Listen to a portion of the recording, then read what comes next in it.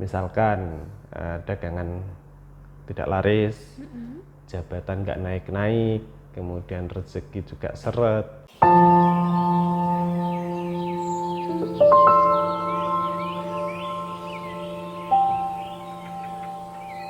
Assalamualaikum warahmatullahi wabarakatuh. Selamat datang di ruang spiritual Kang Nur.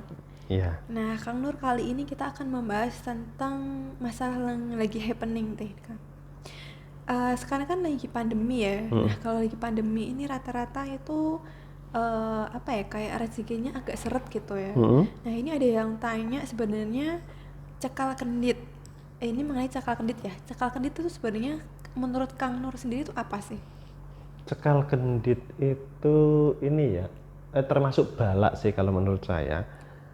Balak ataupun musibah. Ya, musibah dari segi spiritual. Itu lebih mengefeknya adalah ke rezekian. Ya, misalkan dagangan tidak laris, jabatan nggak naik-naik, kemudian rezeki juga seret, gitu kan. Tapi kalau kita bandingkan di masa pandemi seperti ini ya, kalau dikatakan cekal kendit ya tidak harus kita langsung mengarahnya ke situ, karena memang faktornya efek ataupun dampak dari pandemi sendiri memang mengarahnya adalah ke perekonomian gitu. Jadi kalau menurut saya cekal kendit sendiri hanya terjadi di beberapa orang saja yang memang orang-orang tersebut bisa dikatakan jauh dari Tuhan. Ada yang seperti itu. Jauh dari Tuhan. Kalau kiriman dari orang itu juga termasuk nggak, Kang? Iya, kalau kiriman dari orang juga termasuk. Namun kalau kiriman dari orang itu biasanya nggak cekal kendit, tapi dia lebih nggak mengarah ke menutup aurat rezeki. Menutup aura rezeki. Walaupun cekal kendit itu sendiri memang adalah penutupan aura kerezekian, tapi kalau dari kiriman orang itu murni menutup aura rezeki. Tapi kalau dari cekal kendit ya, yang murni dia dapatkan sendiri, itu biasanya faktor dari musibah yang memang murni dia alami. Contohnya dia adalah jauh dari Tuhan. Kemudian dia melakukan hal-hal yang tidak sewajarnya harus dilakukan seseorang gitu. Jadi bisa dikatakan karmanya orang yang berbuat buruk. Karma dari yang berbuat buruk ya, mungkin juga termasuk orang sodakoh juga ya, Kang. Betul, ya? gitu. Orang memberikan amal bantuan ke orang-orang sekitar ya. Betul, Nah, seperti seharusnya itu. kalau emang mau mendapatkan rezeki yang lancar, tentunya harus mendekatkan diri kepada Tuhan Yang Maha Kuasa sama berbagi ya. Berbagi, betul. Gitu. Nah, kalau tadi kan Kang Nur bilang itu kalau cekal kendit kan kebanyakan itu faktor dari dalam diri seseorang itu sendiri ya. Tapi bisa juga dapat kiriman dari seseorang. Nah, biasanya itu kan tadi Kang Nur bilang itu penutupan aura rezeki ya. Nah, ada solusinya nggak, Kang? Itu gimana caranya biar aura rezekinya itu terbuka kembali? Yuk, kalau mengenai cara atau solusi dari aura rezeki kita yang tertutup, yang pertama kita harus sadar kesalahan kita. Sadar kesalahan kita. Ada banyak orang yang nggak sadar kalau dirinya itu dapat kiriman ataupun guna-guna cekal kendi.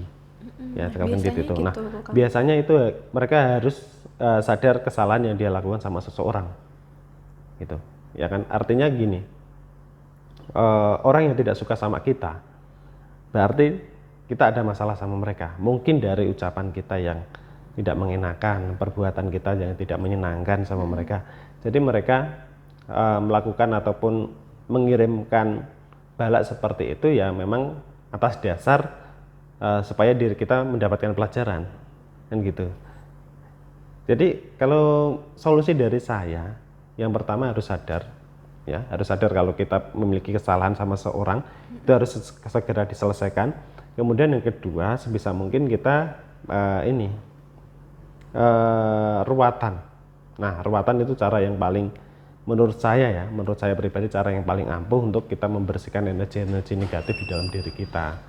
Nah, Kak, kalau misalnya ini nih kan kalau dari saran dari Kang Nur tadi kan pertama harus menyadari kesalahan, kemudian segera meminta maaf Kak sama orang yang bersangkutan ya.